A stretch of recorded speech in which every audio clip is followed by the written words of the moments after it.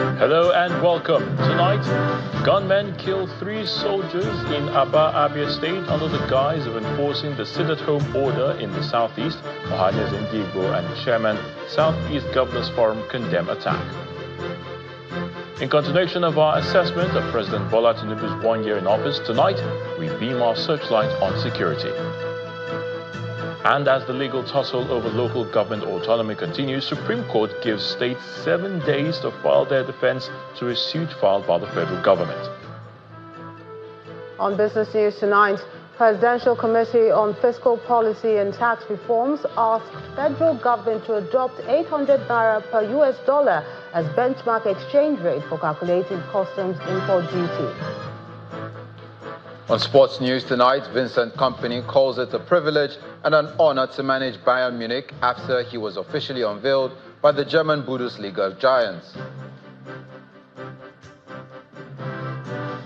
From Abuja, the nation's capital, President Bola Tinubu inaugurates the Wuse-Wuye interchange in the nation's capital.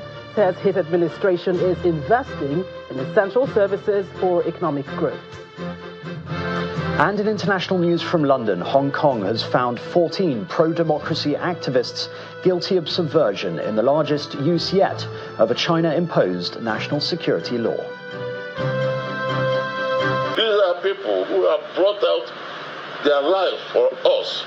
And it is very sad. We regard it as a criminal matter. Igbos are not happy about it. And we are very sad about it. Nnamdi Kanu is not happy about it. And in fact, this is the more reason why we plead that our President Tinubu should take political action to release him. Because if he is released, nobody will now have any excuse whatsoever. We will now know who is a criminal and who is not a criminal. So that is the point. Still talking security, the military says troops have killed over 600 terrorists, apprehended 1,051 suspects, and rescued 563 kidnapped victims in the month of May this year. Addressing a news conference in Abuja, the Director of Defense Media Operations, Major General Edward Buba, disclosed that some senior terrorist commanders and fighters are among those killed, which has weakened the potency of the terrorists to hit soft targets.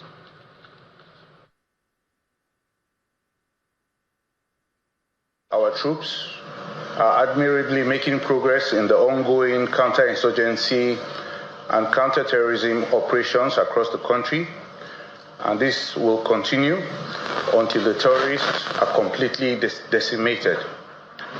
The progress made is through cumulative efforts of the killing of the terrorist leaders, their commanders, and the terrorist combatants, as well as taking away their most important assets such as their logistics capability, their administrative capability, and their fighting capabilities.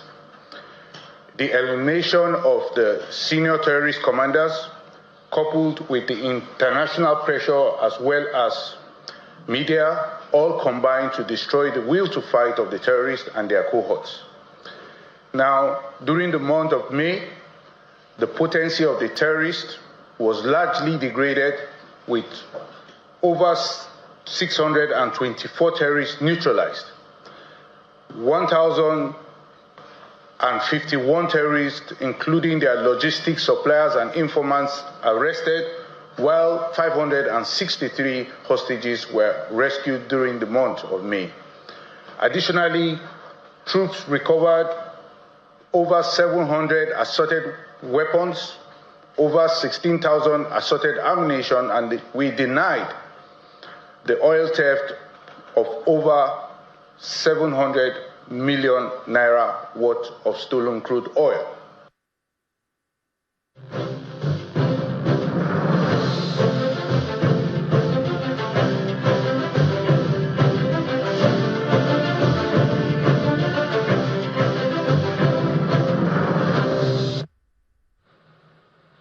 Security has been a major concern in the first year of the administration of President Bola Tinubu, although he had promised to address the menace when he assumed office on May the 29th, 2023. The president has continued to reaffirm his administration's commitment to prioritizing national security and the welfare of the armed forces through improved budgetary allocation for the acquisition of equipment. In continuation of our assessment of the president's 1 year in office, our next report examines the security situation under President Tinubu in the last 1 year.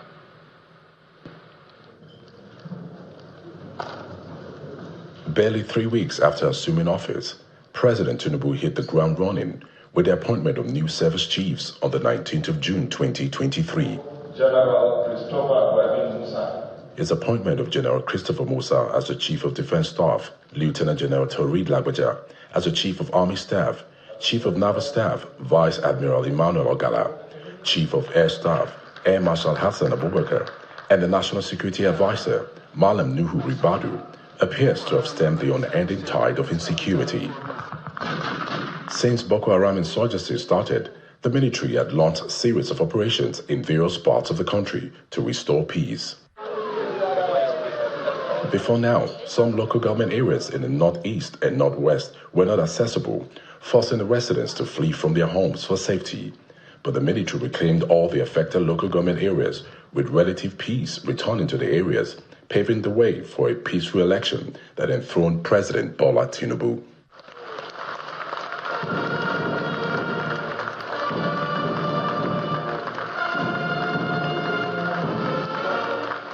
The Kuriga incident on March 7, 2024, where over 200 students were abducted, however, dented the efforts of the federal government to provide adequate security.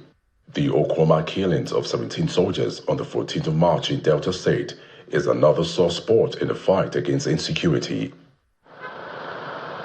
With Operation Udoka in place in the southeast, the General Officer commanding 82 Division of the Nigerian Army and Force Commander of the operations laments the number of deaths recorded due to the activities of IPOB. If you look at the number of people that have been kidnapped, ransoms paid, people killed, a good number of it from the statistics available shows they are actually from the southeast.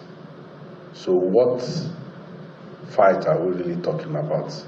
The military reassures residents of the area of adequate security and reaffirms the commitment to flushing out remnants of IPOB.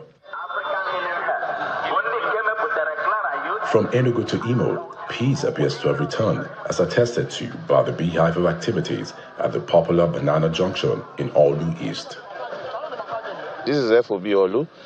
This is part of the FOBs we use to conduct our operations from this axis. So much has been done. The last operation we conducted was at Mbitoli, that's B44 camp, where we were able to exhume some corpses after we captured the camp. We were able to exhume some corpses because we saw that they were freshly dug graves, shallow graves and everything.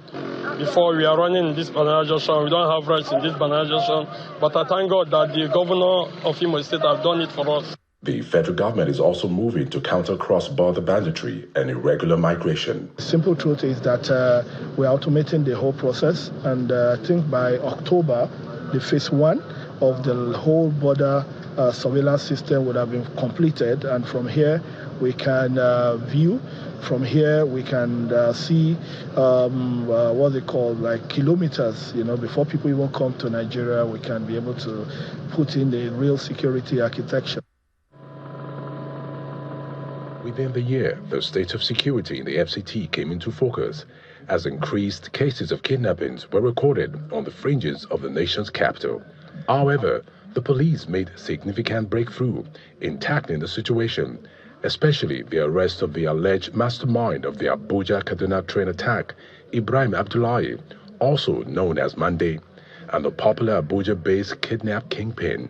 The suspect confessed to being the leader of a kidnap syndicate terrorizing Kaduna-Abuja highway, ranked amongst other criminals like Dogo, Gide, and Bello Toji. All these is yielding results, and according to the NSA, the number of terrorism-related deaths in Nigeria has plummeted from a staggering 2,600 per month to less than 200 at that moment, marking a substantial decrease. In 2023, the world witnessed a 22% increase in terrorism-related deaths, affecting 41 countries.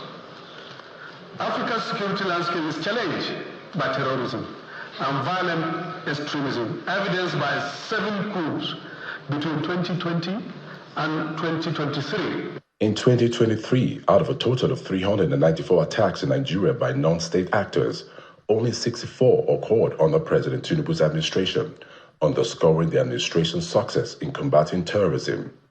However, insecurity remains a challenge, and Nigerians are hoping for a lasting solution to the challenge.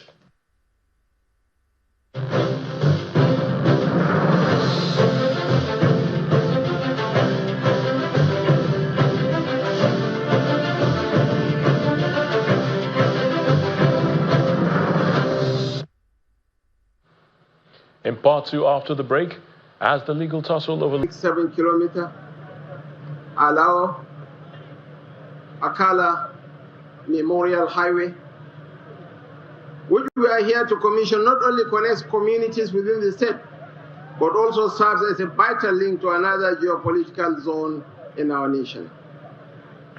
Each well-built road activates the economy of its surroundings by linking producers to markets, workers to job opportunities, students to schools, and the sick to hospitals. One more time, a round of applause for him as he makes his way to the podium. In his address, Governor Seyi Makinde links the drive for development to aggressive provision of critical infrastructure.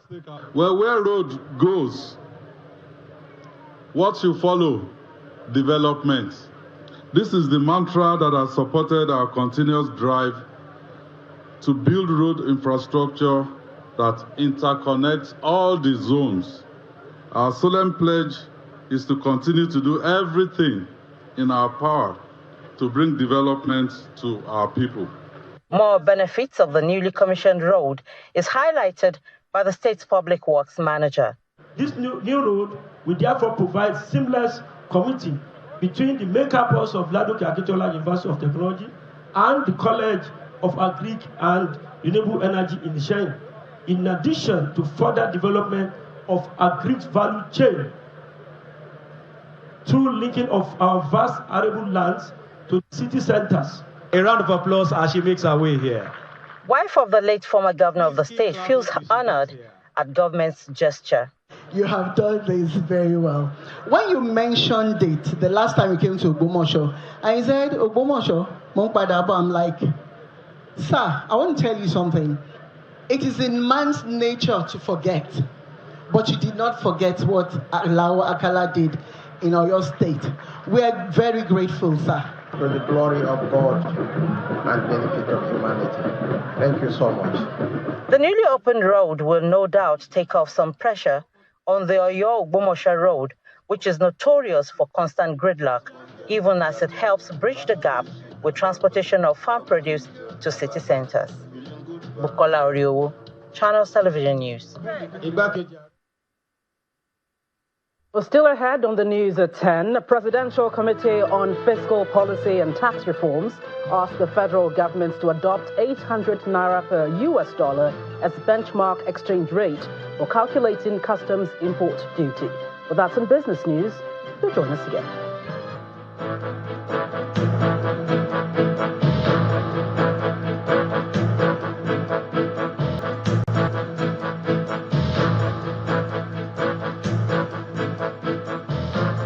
Welcome back. You're still watching the news at 10, coming to you live on Channels Television.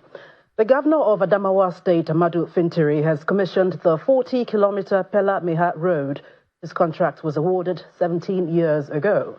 During the commissioning, Governor Fintiri describes the Pela-Meha Road as the longest single road project his administration has been able to complete, cutting through many communities and linking Hong Kong local government area to Meha local government area of the state. The 40-kilometer Pela-Meha Road is an international road leading to the Republic of Cameroon and other East African countries for the movement of mostly agricultural products. Its commissioning today is therefore very significant to the communities of the area. The Commissioner of Works, Adamu Atiku, gives an insight into the project. A brief feature of the road we're going to be commissioning this morning, having a sustained access to farmland, schools, markets, and other socio-economic opportunities. The governor then proceeds to commission the project at the Maha end of the road. These ceremonies are part of activities lined up to mark the 5th year in office of Amadu Fintiri as governor of Adamawa State.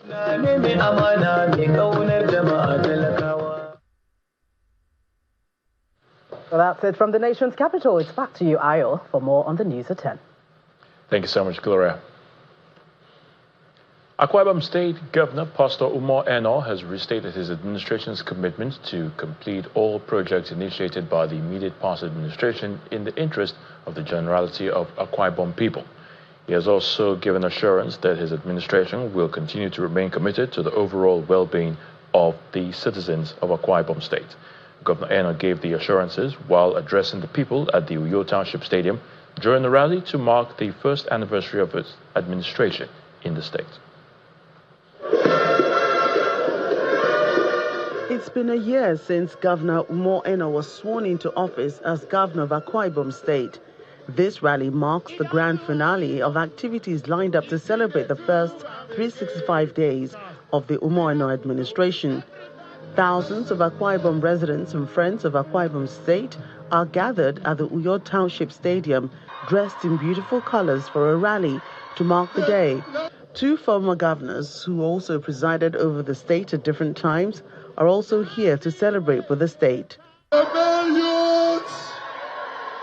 Akwa Ibom-born artists from all parts of the world take turns to perform at the event.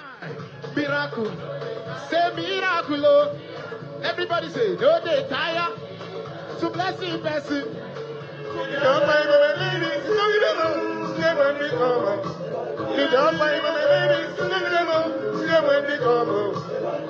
I am going to Iraq, Kuru, Ara, I play by Kuru,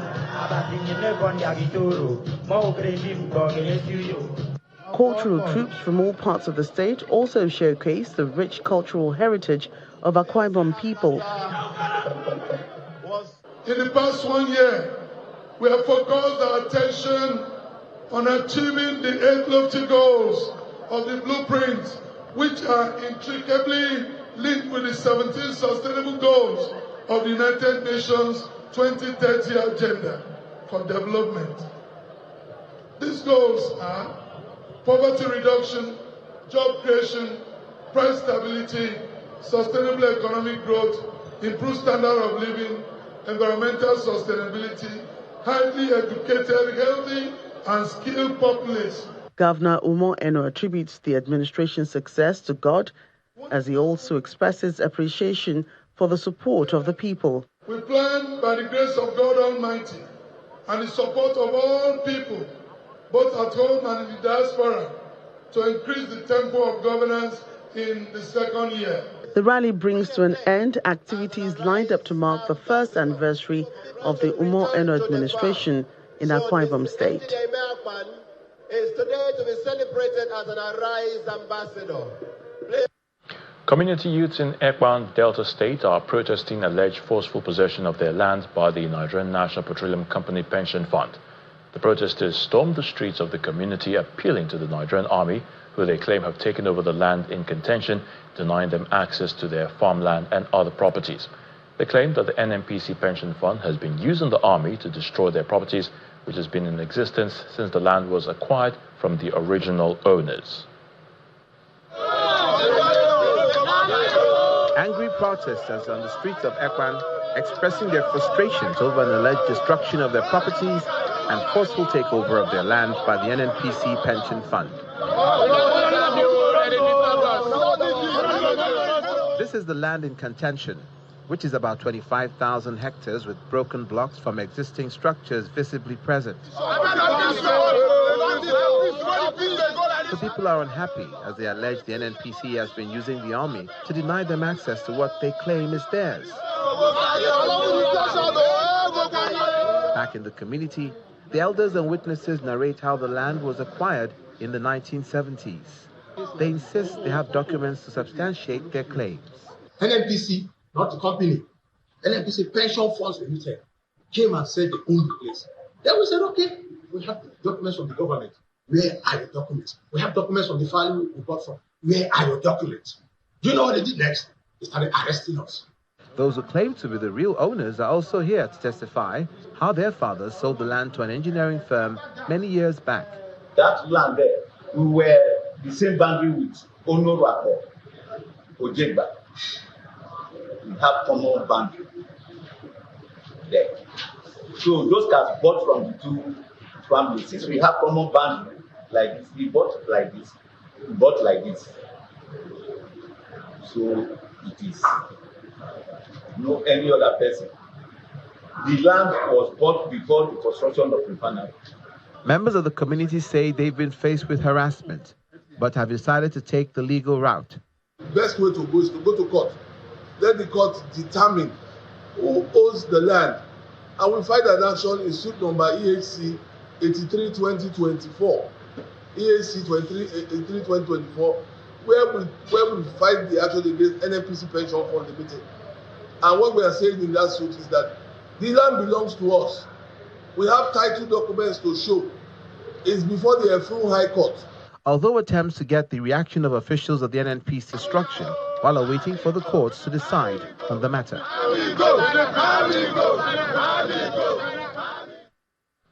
Reckitt, home to the world's most loved and trusted hygiene, health and nutrition brands, organized a dinner in honor of its global chief executive officer, Chris Licht, who is on the visit to Nigeria. The event, which was graced by the governor of Lagos State, Mr. Babajide Sanwo-Olu, and other top management staff, also brought together stakeholders who have partnered with the company in its social impact programs across Nigeria.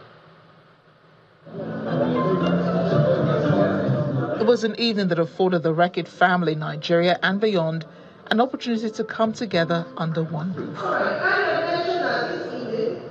Present here are the Global Chief Executive Officer of Reckitt, Chris Licht, Governor of Lagos State, Babajide Sanwo-Olu, British Deputy High Commissioner Johnny Baxter, among others. The General Manager of Reckitt Sub-Saharan Africa, Akbar Ali Shah, welcomes all, especially the company's global team, to Nigeria. I welcome our global leadership team, Chris and Ranjay, and our regional team, Sarah, Munazza, everyone. Welcome to Lagos. In his remarks, Governor of Lagos State, Babajide Sanwo-Olu, speaks on the essence of the gathering. It's such a delightful moment. You know, sometimes the very, very little things might appear not so big, but it's strategic, and it's into the core, of why we're here. Is to change life, is to make life a lot more meaningful, and to give opportunities. There are too many lives. The Global Chief Executive Officer, who acknowledges the support his company has received from the government over the years, says Reckitt recognizes its responsibilities and will continue to live up to them. We have been given a lot, and we are absolutely mindful of our responsibility as a corporation. So while we definitely want to grow our business, we certainly also want to grow our impact in Nigeria and solve these big problems, simply because it's the right thing to do. As a company whose products impact all generations, especially children, the young ones are also here to add color to the occasion.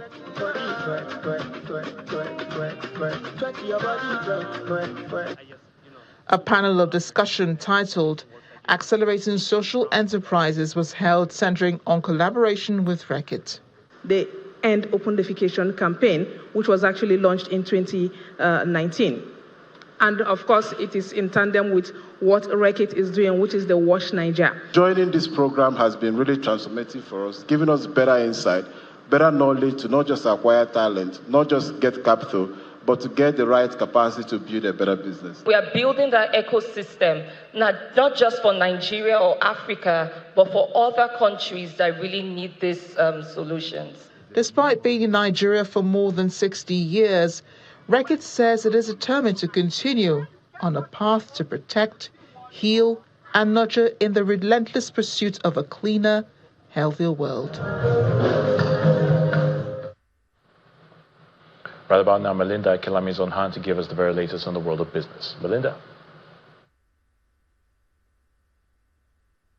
Hey, banking, so easy, so simple. Dial *894# now to experience it. You first, First Bank.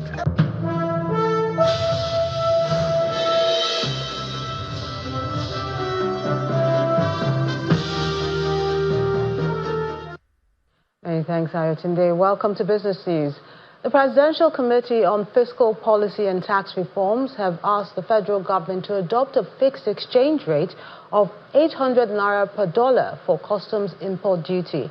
The chairman of the committee, Mr. Taiwo Oyedele, made this known to journalists in Lagos during an interaction on the activities of the tax panel today.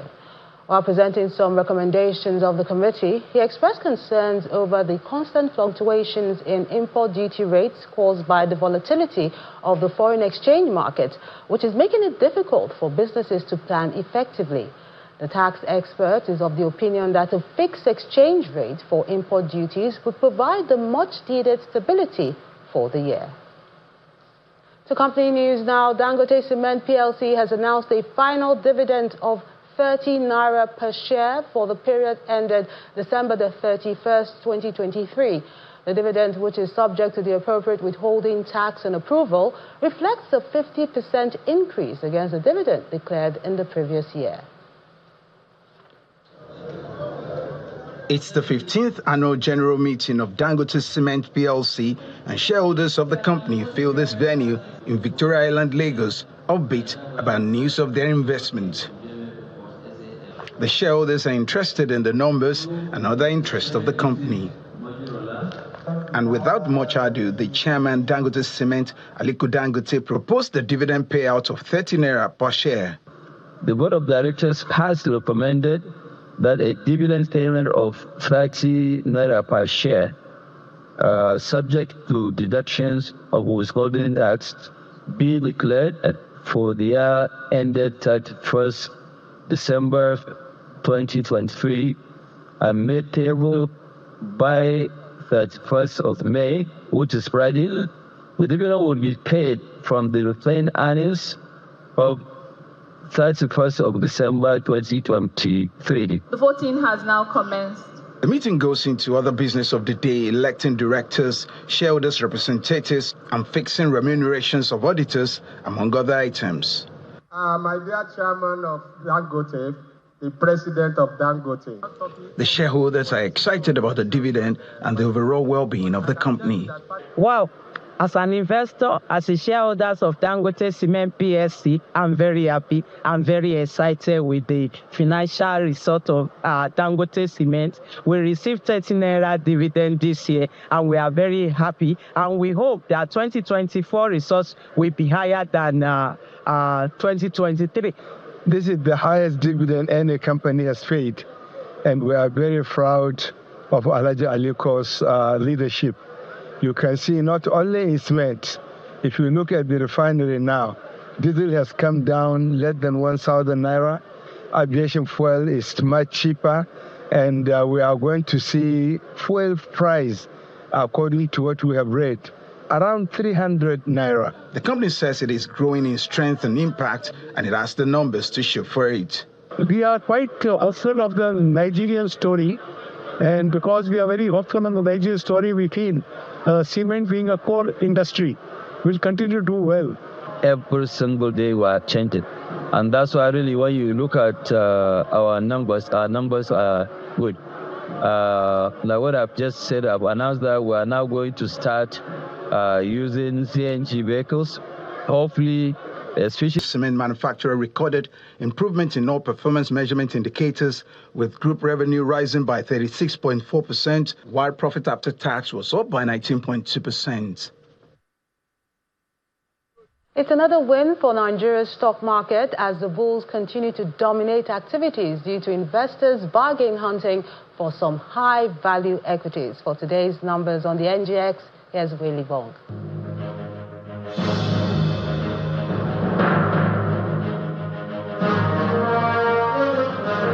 Hello and and welcome to the Stock Market Report. The local boss is definitely on a roll. It's been back-to-back positive news at the NGX. The all-share index rose today by an additional 0.46% and back above 99,000 points, 100K, not so far away now. And this is all thanks largely to Seplat Energy. News coming in today showed that Seplat Energy and ExxonMobil have reached a settlement agreement on the proposed divestment of 100% interest in Mobil Producing Nigeria Unlimited. Investors have jumped on the stocks like bees to honey. 310 naira increase to the company's share price, and yeah, that's what we have for the close today. 3,410 naira. And we see that knee-jerk reaction following that announcement on the oil and gas index, nearly 6% up in today's trading session. What a massive jump. And it's no surprise, we have Seplat on the top leaderboard today for the gainers. Seplat gained 10%. And what do we have? That's 99,000 regained, done and dusted. 100K, here we come. Will Ibong signing out.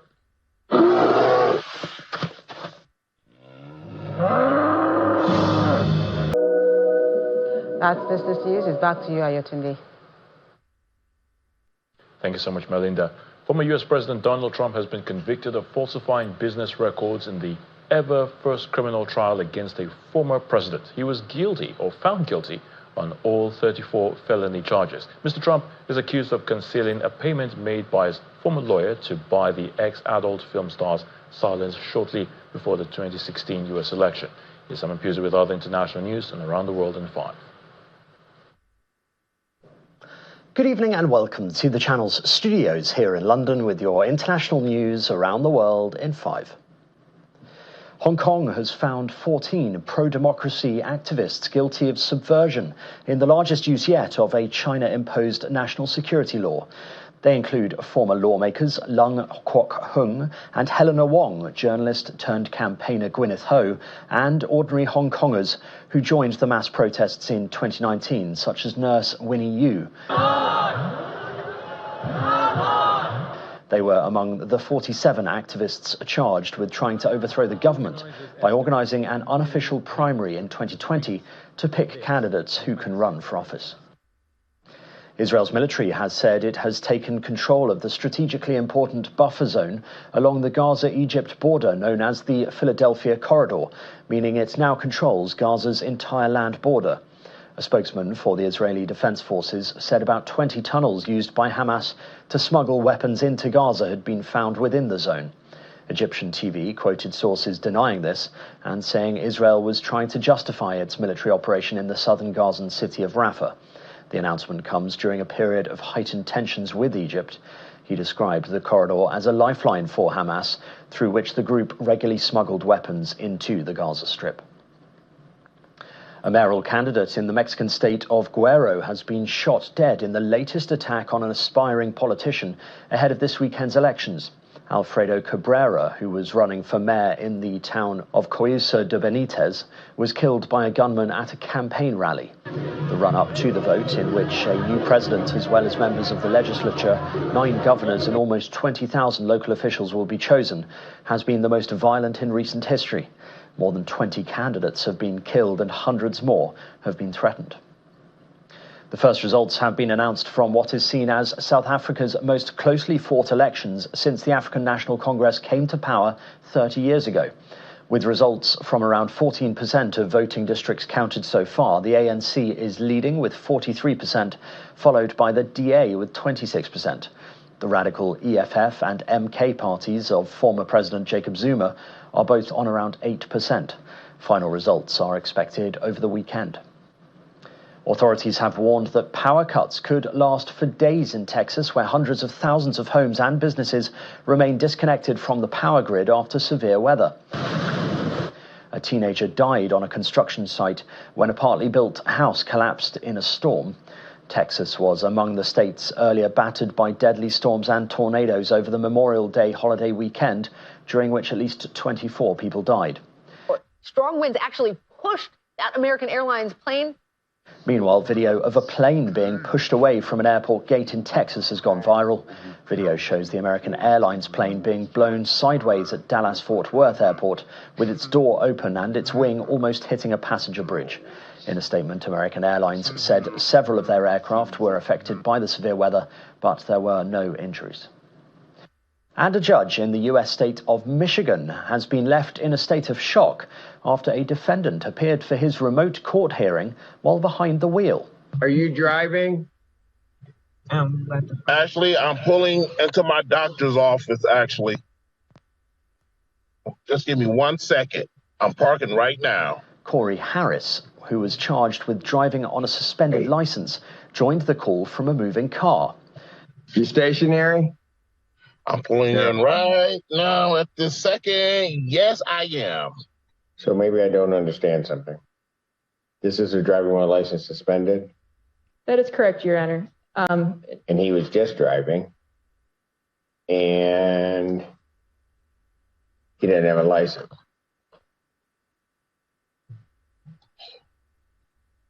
That is what the charge is, Your Honor, yes. The judge revoked Harris's bond, and he was ordered to turn himself into the local county jail by that evening. I don't even know why he would do that. So, in this matter, defendant is to turn himself into the Washington County Jail by 6 p.m. today. Failure to turn himself in will result in a bench warrant with no bond.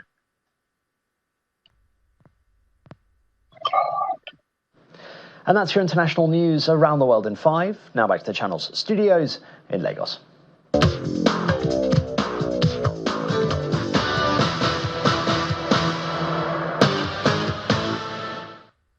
Thank you, Simon. Over on sports, Bayer Leverkusen midfielder Nathan Teller has withdrawn from the Super Eagles squad ahead of next month's World Cup qualifiers against South Africa and Benin Republic. Keiko Rizpor of Turkey star Ibrahim Oluwatoyin has been called up to replace Teller. The 24-year-old becomes the second player to pull out of the qualifiers after reigning African Footballer of the Year Victor Osimhen. Vincent Kompany has admitted that Bayern Munich already feels like home after being unveiled as the manager of the German Bundesliga club. Bayern Munich confirmed that Kompany have been given a 3-year deal after replacing Thomas Tuchel. And that's it on sports news. Back to you, Ayatunde.